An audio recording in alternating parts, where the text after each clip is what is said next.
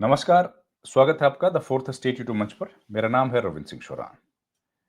ये खबर है बेहद अहम हरियाणा विधानसभा चुनाव से जुड़ी। आप जानते हैं, हरियाणा विधानसभा चुनाव में जो नतीजे आए थे, उसके बाद से कई सारी petitions Punjab Haryana high court में लंबित हैं। कुछ चुनाव याचिकाएं हैं, तो कुछ रिट पिटीशंस हैं। उनमें से एक पिटीशन पर बेहद अहम सुनवाई हुई और हाई कोर्ट ने, पंजाब हरियाणा हाई कोर्ट ने उस पर बड़ा महत्वपूर्ण एक आदेश भी दे दिया और उससे बीजेपी को बड़ा झटका लग सकता है। पूरी कहानी आपको बताऊंगा विस्तार से। सबसे पहले ये अपील अपील कि आप हमारे चैनल को प्लीज ज्वाइन कर लीजिए, उससे हमें आर्थिक सहायता मिलेगी।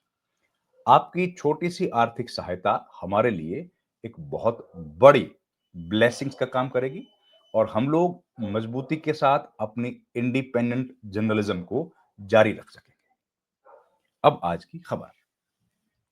आप जानते हैं कि 2024 में जो विधानसभा चुनाव हुए थे, उसमें पलवल विधानसभा क्षेत्र से चुनाव जीतने में कामयाब हुए थे बीजेपी के प्रत्याशी गौरव गौतम।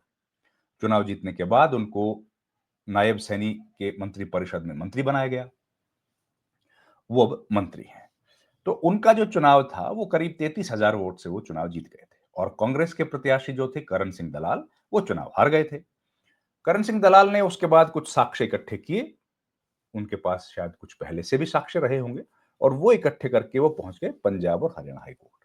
हाई कोर्ट में उन्होंने दायर की चुनाव याचिका और उसमें करण दलाल ने कहा कि गौरव गौतम ने जो इलेक्शन लड़ा है, वो माल प्रैक्टिसेस, करप्ट प्रैक्टिसेस और चुनाव के तहत प्रतिबंधित बातों के हिसाब से लड़ा है। इसलिए इनके इलेक्शन को रद्द कर दिया जाए, इनको अनसीट कर दिया जाए। ये पिटीशन लेके वो गए हाई कोर्ट। हाई कोर्ट में उसके बाद इस पर सुनवाई हुई। जब सुनवाई चल रही थी, नोटिस भेजे गए। उसके बाद गौरव गौतम की तरफ से, जो बीजेपी के प्रत्याशी चुनाव जीत गए थे, अभी विधायक बन गए और मंत्री हैं, उन्होंने एक और पिटीशन दाखिल कर दी। सीपीसी में इस बात का प्रावधान था। उन्होंने पिटीशन दाखिल की। पिटीशन क्या दाखिल की? पिटीशन ये दाखिल की कि जो मेरे खिलाफ याचिका लगाई गई है, चुनाव याचिका, वो गलत है और उसको खारिज कर दिया जाए, उस पर सुनवाई ना की जाए। तो अब हाईकोर्ट ने कहा कि जो याचिका करण सिंह दलाल ने दायर की है, वो बिल्कुल सही है।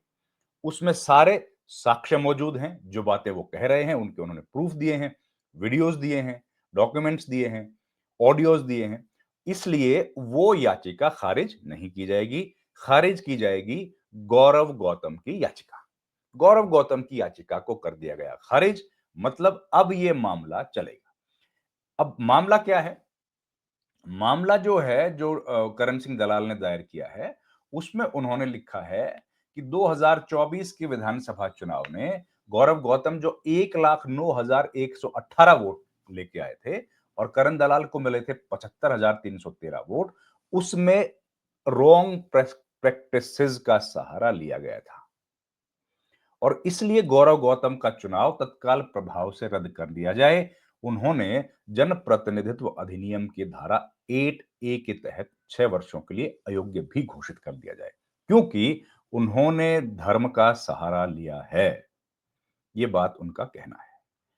तो पूरी घटना अब क्या है, मैं आपको सिलसिलेवार तरीके से बताता हूं। पिटीशन में क्या है? तो अभी कहानी है कि गौरव गौतम ने जो याचिका खारिज करने का जो आवेदन दिया था, उसको खारिज कर दिया गया है। हाईकोर्ट की जो बेंच इसकी सुनवाई कर रही है, वो है जस्टिस अर्चना पुरी की बेंच। उन्होंने 21 पेज का एक निर्णय दिया और उस निर्णय में करण सिंह दलाल ने जो आरोप लगाए थे कि 2024 के धार्मिक आधार पर वोट मांगे गए थे और चुनावी माहौल को प्रभावित करने के लिए सांप्रदायिक अपील और धार्मिक आयोजनों का उपयोग किया गया था, उनके साक्ष्य उसमें मौजूद हैं। करण सिंह दलाल की तरफ से पेश हुए थे हरियाणा के पूर्व एडवोकेट जनरल मोहन जैन। उन्होंने अदालत को बताया कि चुनाव याचिका के साथ साथ उन्होंने पर्याप्त सबूत, साक्ष्य भी दिए हैं, जो ये सिद्ध करते हैं कि पलवल के विधायक ने वास्तव में धर्म के नाम पर वोट मांगे थे। अब देखिए, धर्म के नाम पर, जाति के नाम पर तो वोट नहीं मांगे जा सकते। और अगर इस तरह का कोई साक्ष्य दिए जाते हैं तो हाई कोर्ट उसको हाई कोर्ट जो है उसको रद्द कर सकता है उस इलेक्शन को, या प्रत्याशी को हारा हुआ डिक्लेयर कर सकता है, जो भी इलेक्शन करेगा, क्योंकि अगर वो डिस्क्वालीफाई होंगे तो वो दूसरे कैंडिडेट जीत ही जाते हैं। खैर, याचिका में जो कहा गया वो ये है कि धार्मिक आयोजनों में प्रत्याशी ने खुद खुद प्रत्याशी की बात कर रहे हैं, किसी और दूसरे नेता की नहीं, स्वयं मंच साझा कर मतदाताओं से वोट मांगे, इंटरनेट मीडिया पर भी इससे जुड़े वीडियो व फोटोग्राफ साझा किए धार्मिक मंचों से।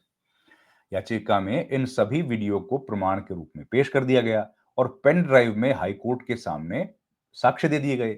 वहीं गौरव गौतम ने जो आवेदन दाखिल किया था उसमें तर्क दिया था कि चुनाव याचिका में न तो कोई ठोस तथ्य हैं, न वह कानून के अनुरूप कारण बनता है कार्रवाई का। उन्होंने कहा था, कोर्ट ने कहा भाई साक्ष्य तो हैं, याचिका में लगाए गए आरोप केवल उन गौरव गौतम ने कहा कि माफ कीजिएगा, करण सिंह दलाल ने कहा, या उनकी पिटीशन में कहा गया था कि आरोप बहुत महत्वपूर्ण हैं और इन आरोपों पर कार्रवाई की जानी चाहिए। जबकि गौरव गौतम ने कहा था कि पिटीशन को इसलिए रद्द कर दिया जाए कि वेग है, एम्बिग्विटी है, जो आरोप लगाए गए हैं, क्लियरिटी नहीं है और बहुत ही जनरल से आरोप है, इसलिए खारिज कर दो। अदालत ने इन तर्कों को स्वीकार नहीं किया और अदालत ने मोहन जैन या फिर जो पिटिशनर हैं, उनके आरोपों को ठीक पाया और कहा कि याचिका जो धार्मिक आयोजन और इंटरनेट मीडिया से जुड़े वीडियो, जगह बताई गई है, डेट बताई गई है, किस तरह की परिस्थितियां थी ये बताई गई है और वो सारे मटेरियल फैक्ट्स जो दिए गए हैं, कोर्ट ने उनको ठीक माना। और अदालत ने यह भी कह दिया कि भाई अदालत का काम होगा कि इन वीडियो व दस्तावेजों की प्रामाणिकता और साक्ष्य मूल्य का आकलन नियमित सुनवाई के दौरान किया जाए। जाहिर है वो तो बाद में किया जाएगा कि भाई सही हैं या गलत हैं, जो दिए गए हैं वो डॉक्टर्ड वीडियोस तो नहीं है, तो सब चेक करेगा कोर्ट। फिर अदालत ने यह भी कह दिया कि केवल शब्दों के इस्तेमाल जैसे सनातन या हिंदुत्व के अर्थ का भी मूल्यांकन गवाही और परिस्थितियों के आधार पर ट्रायल के दौरान किया जाएगा। अब ये बड़ी घटना है। हरियाणा में जिस तरीके से वोट चोरी के एलिगेशंस लगे थे, राहुल गांधी ने प्रेस कॉन्फ्रेंस की थी। उन्होंने दावा किया था कि एक महिला जो कि रहने वाली है ब्राजील की, कोई मॉडल है वहां, उस मॉडल के कई जगह पर फोटो हैं, अलग अलग लोगों के नाम के सामने उनके फोटो लगे हैं, तो इसलिए उनको यह शक था या कि वोट चोरी हुई है। उन्होंने आरोप लगाए, कई दूसरे विधानसभाओं के भी उन्होंने आरोप लगाए कि वहां भी गड़बड़ी हुई है।